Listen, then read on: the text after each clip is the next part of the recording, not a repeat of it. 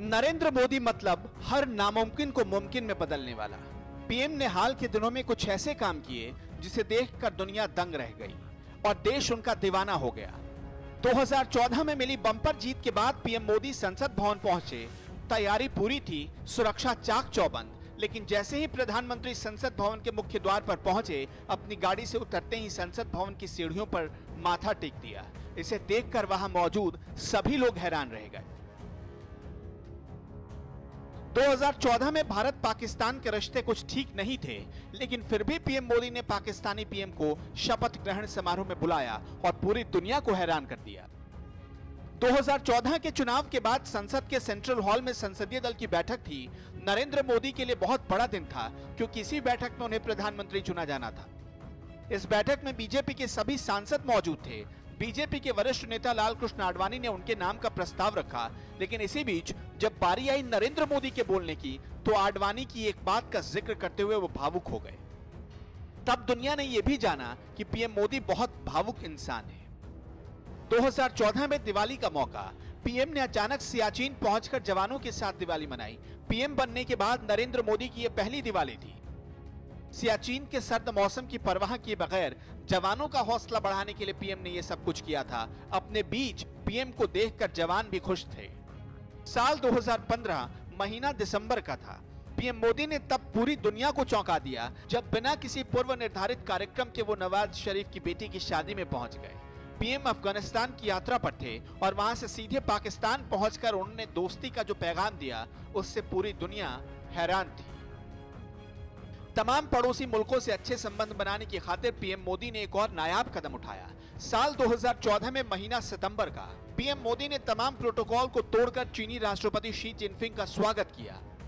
PM Modi ने Jinping का स्वागत दिल्ली के बजाय गुजरात में किया। पूरी दुनिया भारत चीन के बनते रिश्तों पर टकटकी लगाए देख रही थी। ये अलग बात है कि चीन ने फिर से गद्दारी की साजिश रची, हालांकि इसका खामियाजा उसे खुद भुगतना पड़ा, जब मसूद को बचाने के चक्कर में दुनिया की महाशक्तियों के सामने उसे अलग थलग होना पड़ा। साल 2018 महीना था मार्च का, जब फ्रांस के राष्ट्रपति इमैनुअल मैक्रोन का पीएम मोदी ने दिल्ली में स्वागत करने के बजाय वाराणसी में स्वागत किया। फ्रांसीसी राष्ट्रपति के स्वागत में कई तरह के विशेष आयोजन किए गए। वाराणसी की छठा और अपने स्वागत से फ्रांसीसी राष्ट्रपति भी अभिभूत हो गए थे। पीएम मोदी फेसबुक हेडक्वार्टर में फेसबुक के सीईओ मार्क जकरबर्ग से मुलाकात कर रहे थे। इसी दौरान उन्होंने जकरबर्ग का हाथ पकड़ा और खींच लिया और साथ में फोटो भी खिंचवाई। पीएम मोदी की यह तस्वीर भी पूरी दुनिया में देखी गई। पीएम तंजानिया के दौरे पर थे। इस दौरान तंजानिया में उनका भव्य स्वागत हो रहा था। तंजानिया के राष्ट्रपति उनके स्वागत में ड्रम बजा रहे थे, तो पीएम मोदी कहां पीछे रहने वाले थे। उन्होंने तंजानिया के राष्ट्रपति के साथ मिलकर ड्रम बजाई। पीएम का यह अनोखा अंदाज पूरी दुनिया में पसंद किया गया था। पीएम बनने के बाद मोदी की हर विदेश यात्रा ने सुर्खियां बटोरी। साल था 2015 का और महीना था मई का।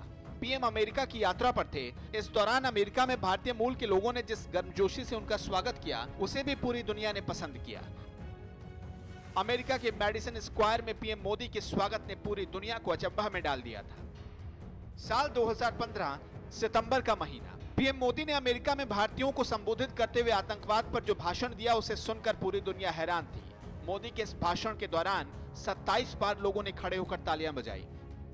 पीएम मोदी ने इस दौरान संयुक्त राष्ट्र संघ में आतंकवाद की परिभाषा न होने पर दुनिया भर का ध्यान खींचा था। अगस्त 2016 लाल किले से तिरंगा फहराते हुए पीएम मोदी ने पाकिस्तान के अंदर बलूचिस्तान में वहां के लोगों पर हो रही जुल्म पर पूरी दुनिया का ध्यान खींचा। इससे पाकिस्तान में बलूच लोगों पर हो रहे अत्याचार के बारे में पूरी दुनिया को पता चल सका। इसी तरह पीएम मोदी ने 2016 में सर्जिकल स्ट्राइक और 2019 में एयर स्ट्राइक कर दुनिया को हैरानी में डाल दिया और बता दिया कि भारत अब परमाणु सक्षम देश है और वो भी दूसरे देशों में जाकर आतंकवाद को खाद पानी देने वालों को सबक सिखा सकता है।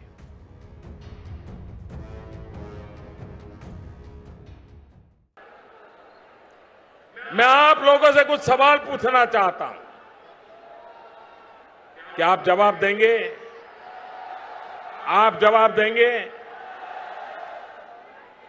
26/11 को मुंबई में जब आतंकवादियों ने हमला किया, अनेक लोग मारे गए, क्या दिल्ली में बैठी हुई उस समय की सरकार ने कोई कदम उठाना चाहिए था कि नहीं चाहिए था? उन्होंने पाकिस्तान का जवाब मांगना चाहिए था कि नहीं? उन्होंने कुछ किया था? कुछ किया था? हाथ पे हाथ लगाकर बैठे रहे थे कि नहीं? क्या ये हिंदुस्तान के नागरिकों के साथ अन्याय है कि नहीं? ऐसे लोगों को जवाब देना चाहिए कि नहीं देना चाहिए? उसके बाद मुंबई में ट्रेनों में कुकर में बम डाल करके बम फोड़े गए, सैकड़ों लोग मारे गए। दिल्ली में बैठी हुई रिमोट सरकार ने कुछ किया था क्या? कुछ किया था क्या? देश में हर बार कभी दिल्ली में, कभी अयोध्या में, कभी हैदराबाद में, कभी गुजरात में, कभी मुंबई में आतंकवादी घटनाएं होती रहती थी। दिल्ली सरकार सोती थी कि नहीं सोती थी? दिल्ली सरकार गुनहगार थी कि नहीं थी? उन्होंने काम करना चाहिए था कि नहीं करना चाहिए था? उन्होंने अपनी जिम्मेवारी निभाई थी? अपनी जिम्मेवारी निभाई थी? आप मुझे बताइए, जब आतंकवादियों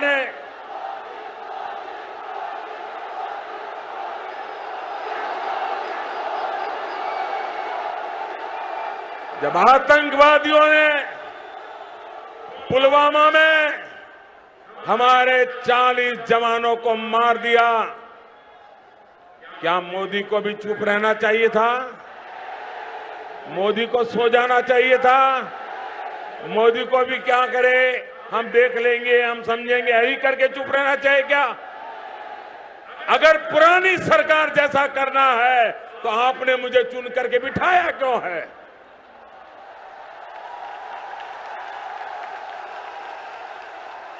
मैं उनके जैसा करूं, आपको मंजूर है? उन्होंने जो किया मैं करूं, मंजूर है? मुझे देश की अपेक्षा के अनुसार काम करना चाहिए कि नहीं करना चाहिए? आप मुझे बताइए, क्या हर हिंदुस्तानी पाकिस्तान को सबक सिखाना चाहता है कि नहीं चाहता है? क्या हर हिंदुस्तानी आतंकवाद को आतंकवादियों की भाषा में जवाब देना चाहता है कि नहीं चाहता है? क्या आतंकवाद को उखाड़ फेंक देना चाहिए कि नहीं फेंकना देना चाहिए? क्या इसके लिए मोदी ने हिम्मत से आगे बढ़ना चाहिए कि नहीं बढ़ना चाहिए? आपके आशीर्वाद है क्या? आगे भी लड़ाई हो तो आपके आशीर्वाद है? आतंकवाद को खत्म करने के लिए कदम उठाने पड़े, आपका आशीर्वाद है? भाइयों बहनों, आज जो हमारे विरोधी दल के लोग, सपा हो, बसपा हो, कांग्रेस हो, ये हमारी सेना पर भी भरोसा करने के लिए तैयार नहीं है। क्या आपको हमारी सेना पे भरोसा है? हमारे एयरफोर्स पे भरोसा है? हमारी सेना ने जो कहा उसको आप मानते हैं?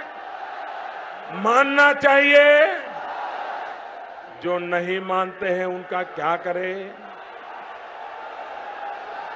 जो सेना को भी झूठ बोलते हैं उनका क्या करें? भाइयों बहनों, आप मुझे बताइए, अगर आप कुछ करें, आप कुछ ऐसी चीज कर दें, ऐसी गलती कर दें, ऐसा कुछ बुरा कर दें और उसको पूरा पाकिस्तान तालियां बजाएं, तो आपको अच्छा लगेगा क्या? आपको दुख होगा कि नहीं होगा? आपकी गलती का पश्चाताप होगा कि नहीं होगा? आप कभी ऐसा करेंगे जिससे पाकिस्तान में तालियां बजे? ऐसा करेंगे? ये हमारे देश के कुछ दल, उसके कुछ नेता पिछले 10 दिन से लगे हैं। सबसे पहले आपको मालूम होगा, जब हमारे एयर स्ट्राइक हुआ,